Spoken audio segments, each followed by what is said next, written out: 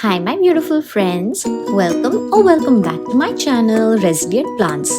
Today we are diving into the world of the stunning Epipremnum Pinnatum Albo Variegata, a showstopper with its creamy white and green leaves that's sure to elevate your indoor jungle. This climbing beauty is a bit of a diva, but with the right care it'll thrive and steal the spotlight in your collection. So let's get started.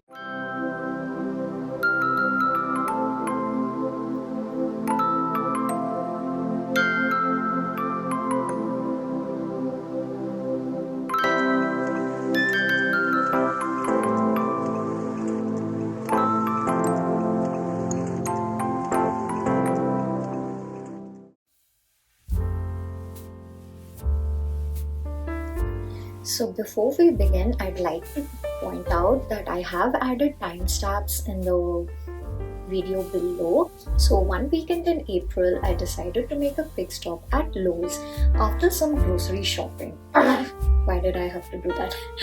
Anyway, when I went in, this was the first plant that was there on the shelf. And this immediately caught my eye because of its beautiful white and emerald green leaves, and I was just captivated by the beauty of this plant. But unfortunately this plant was completely flooded, so even before checkout I just had to, so this was the original pot in which it came in, so even before checkout I had to drain out the entire water to the best of my abilities. And it did make a huge mess on that floor, but I don't care. So then after I got it home, I literally had to yank out this nursery pot from this cachet pot, probably because this inner pot had sunk in too deep from its own weight with the water. So anyway, thereafter I let it sit on a bunch of kitchen towel rolls because they are highly absorbent. So I just placed those on the bottom here. As you can see, there are many holes here, so the towel was absorbing all the water from the soil, and every time it was getting super saturated, I would just wring out all the excess water and put it back in. And I think I had to repeat this process a good 6 or 7 times before I felt the soil was dry enough for this plant to recuperate for at least a week. Unfortunately, all this was before I finally decided to start my own channel, so I do not have footage of all that madness. Now this also means that I have no clip of what this plant looked like on day 1, but this is what it looked like after a month and a half. And as you can see here, I gave this plant the time and space to adapt, all the while trying to style it and failing. While I felt this trellis was somewhat good, but because of its width, it made the setup look too top heavy. Plus the newer leaves were coming out deformed because it was so root bound. So you guessed it right, it was time for a repotting session, and this is another funny story.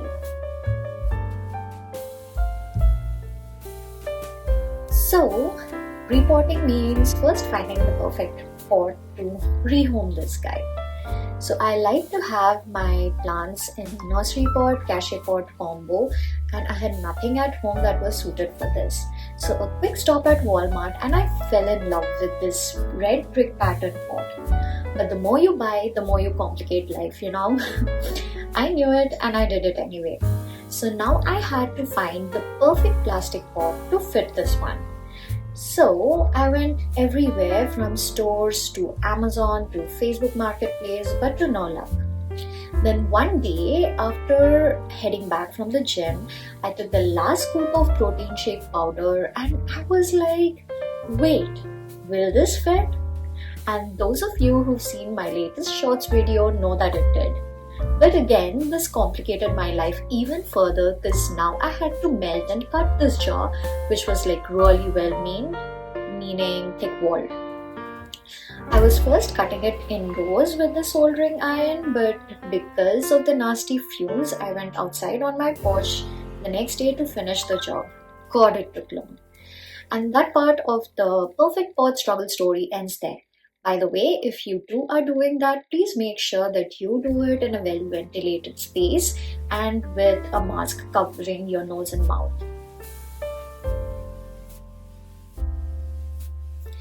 Now coming to the repotting struggle. I know I went through a lot of struggle with this plant. Since up to this point, my experience with this plant was mostly a struggle, but because it was already so big with the trellis and everything, I was mentally prepared for the repotting to also not be easy. So I literally scheduled this on a Saturday morning that was neither going to be too hot and sunny nor wet and rainy. It was cloudy and just perfect. So I woke up early that morning, got freshened up and headed down with this diva. After I got everything set up and after admiring my beautiful chili plants, see how pretty these are with the leaves and the chilies. I just love them. By the way, I love hot food and so wanted to grow these chilies myself, but there's a lot to growing fruits and vegetables at home, especially in places that experience freezing temperatures for half the year. So that's a story for another day. Anyway, coming back to this plant. So firstly, I set up my step stool table with a mat. Then I took my pot and pot setup and firstly added a couple of inches of soil. Then it was time to take out the root ball from the nursery pot. It was way too snug, so it needed a little bit of a shoving from below through these drainage holes. You can see how root bound this got while I was delaying doing this, right? So now I know a lot of you would just size up your pot, but I'm going to instead give it a root pruning first because I'm a busy / a lazy plant parent and I don't want to have to repot this baby at least for another year or two. Now while doing this, I was wishing I had more hands when starting off because it was impossible to manage the tall plant and the root ball and the knife and everything. And then I remembered I do have an extra pairs of hands. And that pair also comes with a pair of legs and torso and a head and a loving heart that also snores annoyingly at night.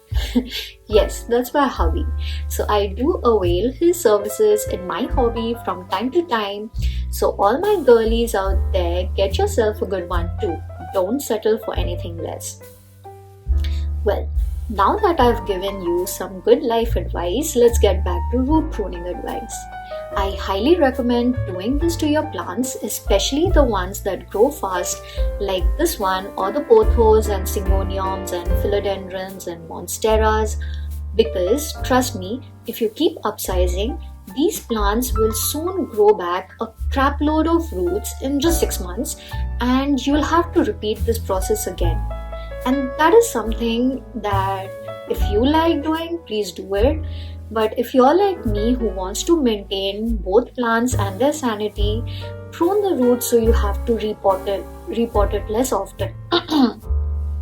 It's also good for your plant's overall health. But before you prune the roots, make sure that your knife is sterilized because this step is akin to humans undergoing surgery and we don't want germs to enter a plant's tissues through the freshly made cut. So it's absolutely essential that you sterilize the knife first. Another important thing to remember when root pruning is to cut off only between 1/4 to 1/3 of the root ball's height and not more than that.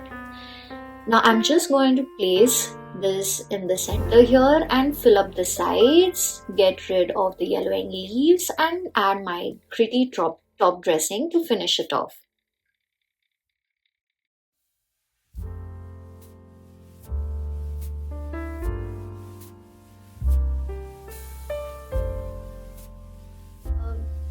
Now I estimate that I have sized it up by 2 inches both by radius and by height. It's totally fine because by now I have mostly gotten rid of my overwatering habits. My trick is every Sunday morning I check all my plants with a moisture meter or a skewer stick, and if the soil turns out to be dry, I just water it.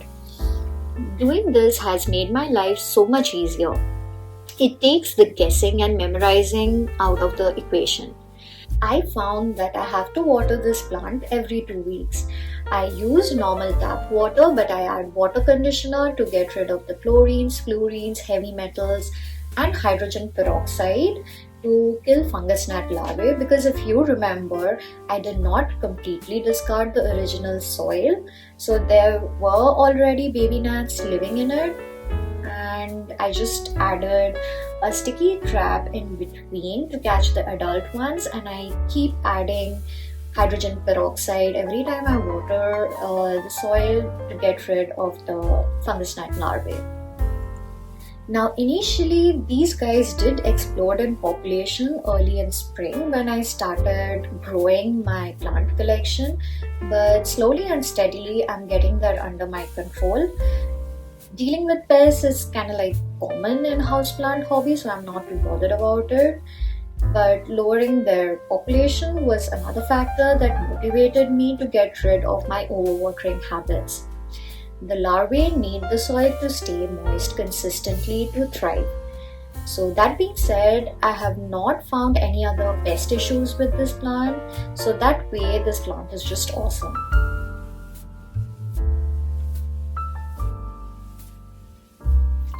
Now those of you who are planning on buying this plant, I must warn you that if you intend on maintaining its variegation, you have to give it very bright indirect light. Now I know that's an annoying term, so let me tell you what exactly you could do. Number one, you could place it directly in front of a window, but make sure you add a privacy film first on the glass. The privacy film will soften the harsh sun rays, and that way your plant will get bright indirect sunlight. If you put it in direct sunlight, then the white part of your leaf will get scorched, and if you're like me, you will end up cutting it like paper mache. The alternative method is by using high lumens grow light like I am doing. This is what I do because of my room setup. Now initially I just blindly bought a few grow lights off of Amazon, but I kept noticing that the plant was reverting. And so then I decided to do some serious digging into grow lights and their specifications, and finally settled with a 24 watt Sansi grow light. And as you can see, the variegation has come back. So if you are getting this plant, either you have to make provision for it to get loads of light, or you have to love its non-variegated leaves, because this baby reverts easily. The choice is yours. By the way, let me know in the comment section if you'd like me to get into the nitty-gritty on grow lights.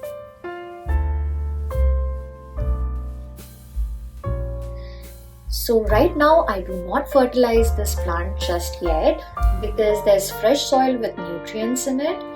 But by winter it'll be almost 6 months since I did this repotting, and I would be using just a regular liquid fertilizer and fertilize this once every month.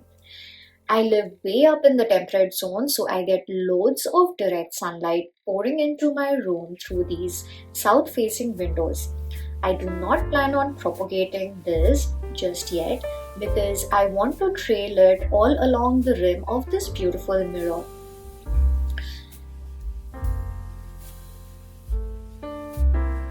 Now, before we end this, a quick heads up. This plant is toxic to pets and humans if ingested, so please keep it out of reach of curious cats, dogs, or kids. My kid hates eating altogether, so that way I'm not concerned about having this plant near him.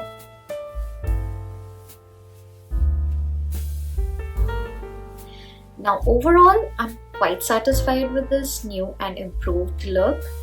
If you've got any suggestions, feel free to add them in the comment section below. And there you have it, my journey and care tips for this Epipremnum Pinnatum Albo Variegata. It has been a slightly higher maintenance compared to my other plants, but those gorgeous variegated leaves are so worth it. Have you got one in your collection? Drop your care tips or questions in the comment section below, and don't forget to like, subscribe and hit the bell icon for more plant care goodness. Until next time, keep growing and stay green. Bye bye.